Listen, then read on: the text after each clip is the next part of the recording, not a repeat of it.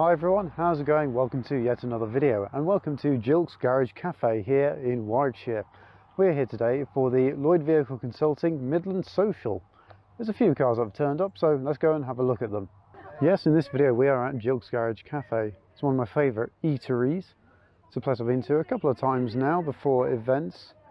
Obviously coming up to Warwickshire is not an area I come up to that frequently, but whenever I do, I try and make an effort to come here because the food's delicious and the staff are very friendly and it's all just a very nice atmosphere. And this is where the Lloyd Vehicle Consulting Midland Social is taking place today. Something that's not part of the social but has just turned up for a meal is this Triumph Stag. Notice the hard top on it. Lovely little sticker on the back of the car. Aerial. Love the wheels on it. We'll put this under an honourable mention. Automatic gearbox as well. Loving the colour and the stripes down the side.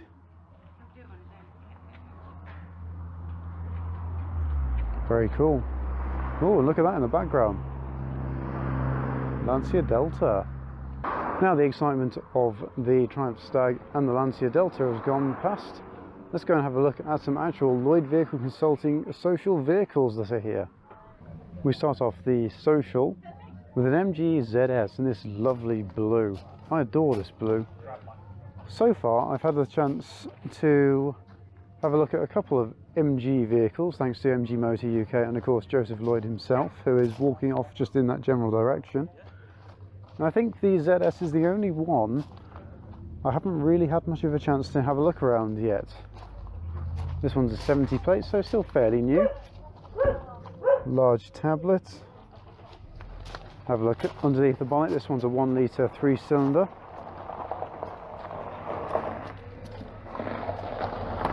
Very cool. Do like the styling on the front of these cars. The lights as well, the wheels. It all just looks very cool. The owner of this car, fan of Hubnut, who isn't in this community, very well known member of it. It's a nice looking car. Hopefully one day I'll get the chance to drive a ZS. So yes, underneath the bonnet on this, 1 litre turbo 3-cylinder, as with many modern vehicles of course, looking to turbo technology to tackle emissions and obviously get better MPG and things like that, as well as providing ample performance. You'd think a 1 litre engine in a car that's arguably still fairly large, not the biggest car we've seen in the world, but still a fairly large car, but you'd think a 1 litre may struggle, but no, with the added boost of that turbo, it's enough to propel it quite easily. This one's got 110 brake horsepower, and it sounds quite smooth as well. This is the ZS facelift. You get this carbon fibre door trim styling. It's not genuine carbon fibre, but it does give a nice soft feel to it. Doors don't feel like soft touch. On here you do get a little red stitching, which is a neat touch by MG. That carries on through into here. Bit of leather. I'm not sure if this is genuine leather or not. I'm not sure it is, but either way, it all looks very nice in here. Those awesome little air vents, I think these are really cool. I thought so, the MG3 and the MG HS. You get a touchscreen in here for your stereo and everything, and piano type keys down here. And the bongs are here. Why wouldn't they be? But I do love these little MG logos stitched into the headrest. That's very neat. As well as that, of course, steering wheel. Same as the one in the MG3, I believe. So as the HS. I think the steering wheel will actually carry through all the models in these MG cars. But that's fine. I think they're a great style as far as the steering wheel goes. We'll just have a quick look in the boot of the ZS. Split fold rear seats, an adjustable boot floor as well, so you can raise it up or lower it depending on how much space you need. These little baskets at the side, well, I say baskets, little nets. Either way, they're there and then store many things such as fire extinguishers and what I can only assume to be wheel locking kits, things like that down there. No, they're tools. Oh, they are tools, are they? Yeah, a couple of toolboxes. Which, as much as I know, there's a toolbox in there. It looks very similar to my locking wheel nut kit that I've got with the Fiat. That's why I recognised it as such. And of course, MG branded bears and things like that. Very cool. If I get the chance in the future to have a look at one of these, I'll go into a bit more depth about boot space and everything else like that. But for now, this seems like a very well set out car for practicality. On to the next one. Onto a vehicle that I'm sure many of you will be familiar with already. Yes, it's the Fiat 500 1.2 Lounge we reviewed fairly recently on the channel. I've come up here today in this. Here is the girlfriend sat there on her phone, enjoying the weather. Are you doing social media, I'll have you know? Now she's doing social media. Many important things. But yes, this is the 500 I reviewed on the channel not all that long ago. Really enjoyed the drive of it actually. As I said at the time, my mum had a 1.2 Fiat Panda not that long ago, which I did drive. Reminds me a lot of that, only I think the suspension setup on this is a little bit more firm compared to that, as the Fiat was, well, Panda was quite rolly compared to this. Nonetheless, good fun experience driving this, really enjoyed it. If you want to find out a few more details on this car, then the review is there to be watched. Onto this 2010 Honda Accord, classic style AA badge down there. The owner of this car doesn't have any other vehicles, this is his only vehicle. That's the thing, many people are in different situations. For example, in my case, I can have 3 cars. Not everybody else can, so some people choose a car they really enjoy to use daily and to take to events such as this. And the Honda Accord fits in very nicely here. Automatic gearbox, manual handbrake, that's what we like to see. Don't like electronic handbrakes at all. The setup in here with all the gadgetry on the dashboard. Little screen there. The seats look really comfy actually. Very cool. It's even got a sunroof you can look out of and admire everything. This one got a I Heart Took sticker, as in took from the Hubnut channel, the little Invacar he's got. Hubnut stickers on there as well. Very neat. Love the raised digit number plates on the back of this. As I said before, I really want some for my Mini. Furious driving as well. I have to say I really like the styling on these cars. I think they're exceptionally well done. They look low, they look sleek, they look somewhat sporty as well, which is quite an unusual thing for an estate. At least I see it in a sporty light, not everybody will. But the thing is with Honda are well known for building engines. They built them for what seemed to be forever. One of the best engine manufacturers in the world for reliability, Honda. And the owner of this is planning on keeping it for as long as it'll last, or as long as the world will accept a car like this.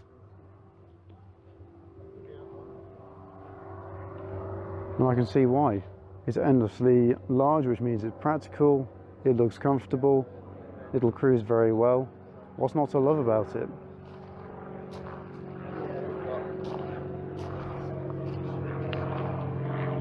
Peugeot 406. This one's got the V6 engine and it's in yellow as well.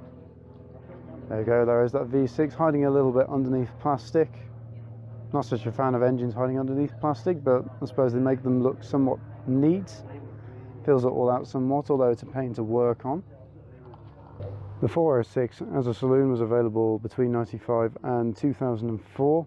Not quite sure of the lifespan of the coupe, although I think it looks really cool. It was once pinned as a bit of a mini Ferrari with this styling, which you can see why. Ferrari did have a certain style around the period this was made. In fact, a bit of styling on this was done by Pininfarina. In fact, the whole thing may well have been.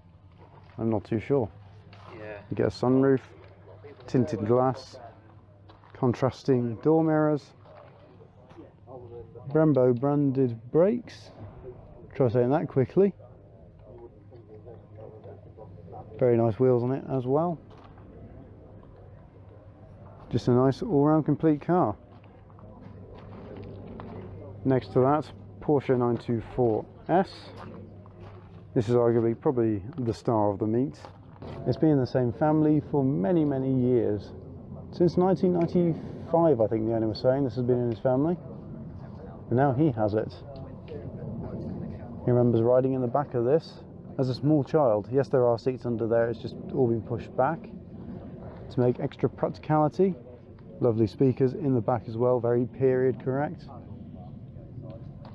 Love the tiny glove box on this. Have a look. But yeah, many people don't consider the 924 or even 944 and things like that as genuine Porsches, because Porsche you associate with the 911 with the rear engine setup, whereas this one, front engined, pop-up headlights as well, which of course is not very 911-y, but nonetheless it's a Porsche, and probably one of the more affordable ones.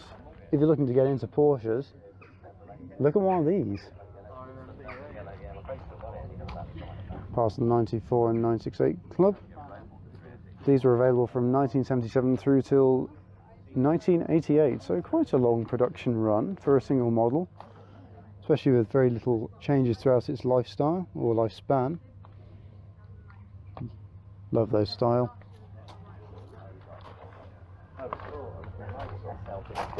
Rear wiper.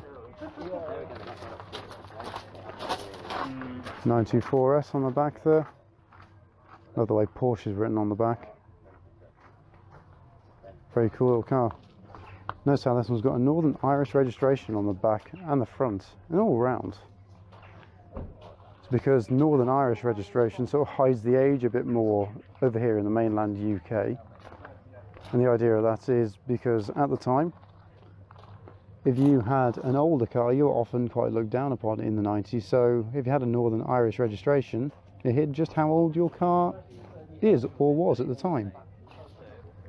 Despite the fact this ended production in 1988 and that started in about 1995, they still keep the same sort of coupe styling, the smoothness to it, the roundedness to it. Love the little pop-up door locks on this as well, manual gearbox, very short gear knob. Notice how the handbrake as well, if you can just see it, is located on the right. Not a feature you see in that many modern cars. And on to the last car of the event. Mr. Coleman, the Rubbish Mechanics Alfa Romeo 166. It's done a bit of work to it. He's put a brand new badge on this last week. 04 reg car. Love Alfa Romeos. This one's got the twin spark 2-litre engine under the bonnet. Not a genuine quadrifoglio. Those are just stickers on there just to mark the car, make it stand out a little bit more. Make people like me go, ooh, quadrifoglio, but no. Love the way how the dashboard faces towards the driver. Many will just be left flat, such as in my Panda, but no, this one actually faces towards the driver, which is cool. The seats look endlessly comfy. I love how they're heated as well, and the little buttons down there. It's very neat. Love the little Castrol sticker he's put on there as well. Unfortunately, I don't have time to drive this today. However, I'm sure an opportunity will come up in the future, as he has said I am allowed to drive this at some point. So hopefully one day we'll get a chance to do a review on this one. I've got a few cars set up for review now. It's just all about finding the right time to do it. But yes, apparently with these only 1,400 were brought into the UK over its lifespan, which is not a huge amount of cars overall. In total, there's probably about that many left of the Fiat Panda 100 HP. Although, of course, more of those are brought in when brand new, but through crashes and I imagine failed MOTs and things like that, they will have all gone. But no, only 1,400 of these were brought in originally. And here is one such survivor. Looks good. I do like the styling of Alfa Romeos. Of course, we did see a 166 at the Hub Nut Social not that long ago either. I do like that Alfa Romeo badge. Chrome door handles, these are very cool. Love the way how the rear door styling sort of curves around. It's quite cool. If you've ever been to a fairground, you have that little wire which you've got to go around. This would be quite a good little car to play that game with. Of course, the boot, pretty large in here as well. And this looks like a CD changer of some sort. Very cool. There he is, just relaxing down there. Why not? Today just to chill out. In terms of cars at the social, I think that's it. I'm not sure the VW Passat over there is with us, being a diesel. Forbidden fuel powered car, which of course Mr. Lloyd over there is not a huge fan of. But nonetheless, it's not a huge meet here. There's only about 6 cars in total. Either way, it's just a fun meet. Everyone's here just for a good time. Just here, chat about cars. What's not to like? And that brings an end to our little Lloyd Vehicle Consulting social in the Midlands walk around. So I do hope you've enjoyed having a look at the cars that have turned up here today. I know I have. Plenty of interesting things, even though there's not that many of them. I thought it's still worth making a video on because they're cars you don't necessarily see every single day. But yes, thank you very much for watching. If you have enjoyed this video, don't forget to leave a like. Comment down below, let me know which is your favourite car here. And of course, if you want to see more car-based content, don't forget to hit that subscribe button because there's plenty more car-based content coming up on the channel very soon. Anyway, I think that's it from me, so thank you very much for watching once again, and I shall see you in the very next video. So until then, for now, I shall say farewell.